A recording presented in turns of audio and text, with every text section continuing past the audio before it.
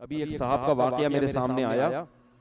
मुसलमान थे, सारी जिंदगी एक इश्काल का जवाब ना मिलने की वजह से गुमराही में गुजरी।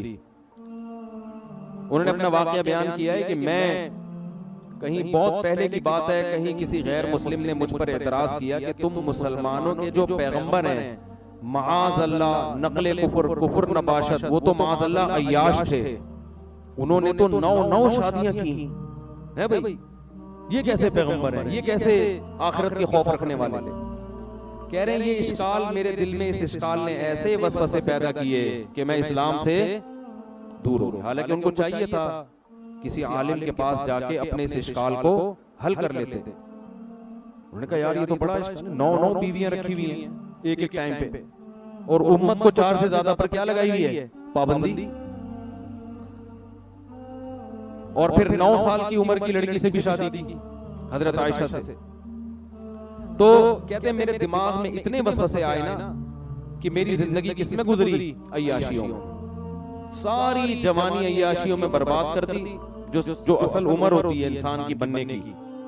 लेकिन अल्लाह का फजल हुआ, कहते हैं मैंने किसी आलिम का कहीं बयान सुना, उस बयान में वो तस्करा कर रहे थे, उन्होंने मुझे इसकी पूरी हिकमत बताई, तो मेरा दिमाग साफ हो गया कि यार मैं खामखा में गुमराही में पड़ा रहा हूं।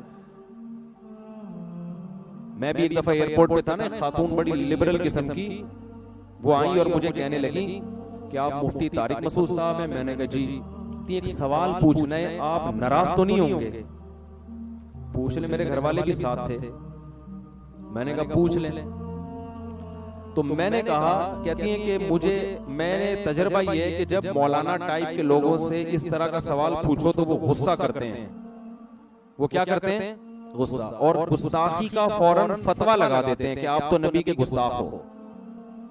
मैंने कहा आप बिल्कुल आजाद होकर सवाल पूछें, मैं आप पे गुस्ताखी का फतवा नहीं लगाऊंगा। ये सवाल हदीस में आता है कि जो मोहताज है ना, उसका तो इलाज ही सवाल में। अगर उस पे सवाल पे पाबंदी लगा दोगे, वो बेचारा कैसे, वो गुस्ताखी के चक्कर में ही लगा रहेगा। अगर ठीक है, सवाल मुहज़्ज़ब अंदाज में होना चाहिए, अल्फाज शाइस्ता होने चाहिए। तो उन मोहतरमा ने सवाल यही किया जो इन साहब ने किया था कि नबी सल्लल्लाहु अलैहि वसल्लम ने 9 बीवियां क्यों रखी, और इतनी कम उम्र लड़की से आपने निकाह क्यों किया। कह रही ये सवाल मेरे दिमाग में पक पक के ना मुझे इस्लाम से सवाल ने दूर कर दिया। मैंने उनसे कहा मुझे एक बात बताएं, अगर नबी सल्लल्लाहु अलैहि वसल्लम ने ये काम माज़ अल्लाह अय्याशी के लिए किया होता, तो अय्याशी की उम्र 50 साल होती है या 25 साल? बोलो ना, अय्याशी की उम्र 50 साल होती है या 25 साल में ज्यादा अय्याशी होती है? 25 साल में होती है ना। 25 साल में आप सल्लल्लाहु अलैहि वसल्लम 40 साल की औरत से शादी कर रहे हैं जो 2 दफा बेवा हो चुकी थी। नहीं आ रही बात मेरा ख्याल। एक तो 25 साल में कोई अय्याश आदमी 40 साल औरत कंवारी से भी शादी नहीं करेगा। करके तो देखो, अभी पूरा खानदान काट के फेंक देगा आपको, अव्वल तो खुद ही नहीं करोगे। नंबर 2, 25 साल की उम्र में 25 साल की अगर बेवा मिल रही हो तो उससे भी कोई शादी नहीं करेगा। और 25 साल की उम्र में ऐसी बेवा जो 2 दफा बेवा हुई हो और उसकी उम्र 25 साल हो, उससे भी कोई शादी नहीं करेगा। तो 2 दफा बेवा हुई है। तो नबी ऐसी खातून से पहली शादी कर रहे हैं 25 साल की उम्र में, जो बेवा भी है, 2 दफा बेवा, और उम्र भी कितनी है, 40 साल। और अरब में 10-10 बीवियां रखने का रिवाज था। ये तो इस्लाम ने 4 पे आके बाउंड किया। 10-10 बीवियां रखने का रिवाज था। मगर 15 साल जो जवानी का बेहतरीन हिस्सा है, वो उसी एक औरत के साथ गुजार दिया, दूसरी शादी नहीं की। बहुत मुश्किल है बात समझाना। इससे साफ पता चलता है कि हमारे नबी के मिजाज में ऐशो इशरत बोलो नहीं था। हालांकि अरब में कम उम्र लड़कियों से शादी का रिवाज भी और 10-10 बीवियां रखने का रिवाज था। बहुत से सहाबा मुसलमान हुए हैं ना, तो जब इस्लाम कबूल किया उनके निकाह में 10 बीवियां थी। आपने फरमाया 4 को रखो, बाकी सबको क्या कर दो, छोड़ दो। 4 से ज्यादा की इजाजत नहीं है। तो जिस माहौल में 10 बीवियां रखने की इजाजत है, जिसमें आपको ऑफरें की जा रही हैं कि आप अपने मिशन से पीछे हट जाएं, अरब की सबसे खूबसूरत तरीन औरतों से हम आपकी शादी करा देंगे, लेकिन आप सल्लल्लाहु अलैहि वसल्लम फरमाते हैं कि मेरे एक हाथ पे चांद और एक पे सूरज रख दोगे, मैं अपने मिशन से पीछे नहीं हटूंगा। और 15 साल आपने 40 साल बेवा के साथ गुजार दिए, जवानी का बेहतरीन हिस्सा, जबकि कल्चर और माहौल और मुआशरा आपको ज्यादा शादियों की परमिशन क्या तरगीब दे रहा है। उस जमाने में कल्चर था, एक को मायूब समझा जाता था। फिर जब आपकी उम्र 50 साल होती है और हिजरत का वक्त आता है, उस वक्त आप धड़ाधड़ निकाह करते हैं। ये साफ बताने के लिए कि आपने जो इतनी बीवियां रखी, ये अपने मिजाज या माज़अल्लाह ऐश की वजह से नहीं, बल्कि इस्लाम के हुक्म की वजह से, क्योंकि इस्लाम के अहकाम नबूवत के बाद और हिजरत के बाद आना शुरू हुए हैं। हिजरत से पहले इस्लाम के तफसीली अहकाम नहीं आए थे। बात आ रही है समझ में? और फिर उन 9 बीवियों में भी सिर्फ एक कंवारी है, बाकी 8 क्या हैं? तलाक याफ्ता और बेवा। जबकि अरब का कल्चर इजाजत दे रहा है 10 बीवियां रखने की भी, तो आपने 9 रखी, वो भी 50 साल के बाद। और अम्मी आयशा रजी अल्लाह ताला अन्हा फरमाती है, मुझे किसी सोगन पे हसद नहीं, रश्क नहीं आता था मुझे अपनी किसी सोगन पे, क्योंकि मुझे पता था नबी को सबसे ज्यादा मोहब्बत किससे है? मुझसे। फरमाया मुझे अगर आता था ना तो खदीजा पे आता था। 40 साल बेवा पे है भाई, जिनका इंतकाल हो चुका था। नबी मौत के बाद भी उनको याद रखते थे। एक दिन अम्मी आयशा ने फरमाया, या रसूलल्लाह, बुढ़ी औरत सुर्ख जबड़ों वाली, उसे आप उसे क्यों सोचते हो? उसे क्यों याद रखा है आपने? आप सल्लल्लाहु अलैहि वसल्लम को गुस्सा आ गया। तो जो ऐश परस्त होता है वो अपनी बूढ़ी बीवी को याद रखता है?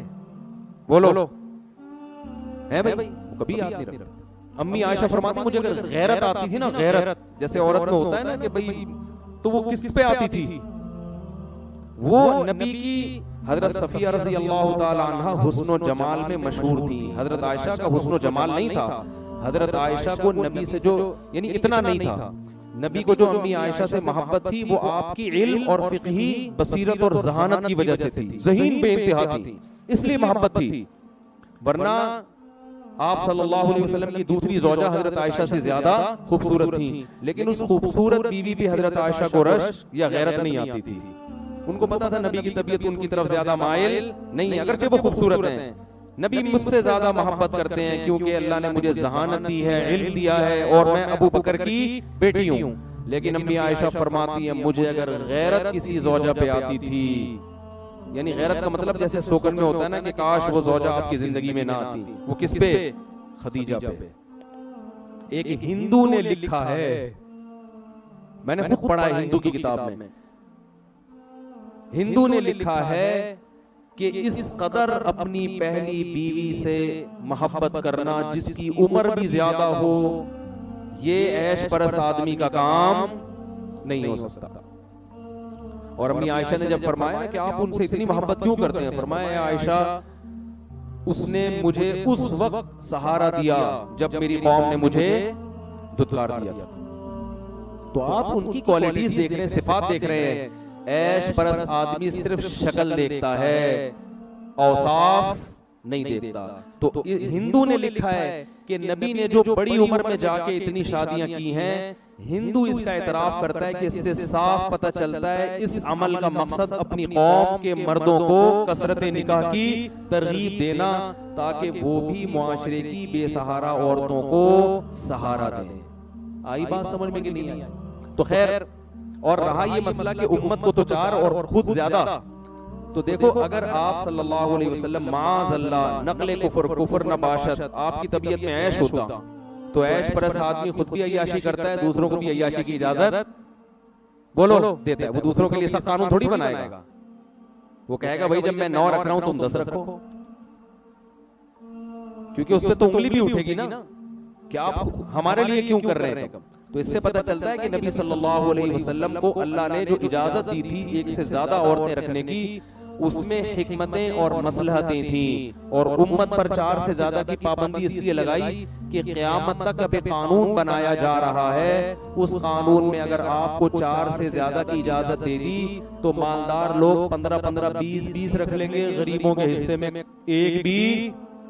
बोलो, औरतें इतनी थोड़ी पैदा हो रही हैं, इतनी थोड़ी औरतें कोई बरसाती मेंढकों की तरह पैदा हो रही हैं, 10 रख दो, 20 उधर कर दो, 40 उधर कर दो। उसका नतीजा ये निकलता कि गरीब औरत अक्सर मालदार को तरजीह देती है।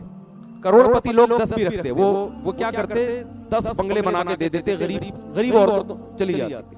और जो बेचारा मुआशरे का गरीब आदमी है, उनमें आधे से ज्यादा लोग गटर के ढक्कनों पे बैठ के गुजारा करते। तो इस्लाम ने कहा कि भाई 4 से ज्यादा नहीं, समझ रहे हो, क्योंकि औरतें एक हिसाब से पैदा होती है ना। तो ये बहुत सारी मसले थे इसमें। तो वो साहब जो पूरी जिंदगी उनकी जवानी बर्बाद हुई, गुनाहों में गुजरी, आखिर में आको उनको इस इश्काल का जवाब मिला। कहते हैं मैं इतना रोया जब मुझे जवाब मिला, मैंने कहा इतनी पाकीज़ा सीरत आप सल्लल्लाहु अलैहि वसल्लम की और मैंने सारी जिंदगी इस वसवसे में बर्बाद कर दी। तो गैर मुस्लिम इसी पे घूमते रहते हैं।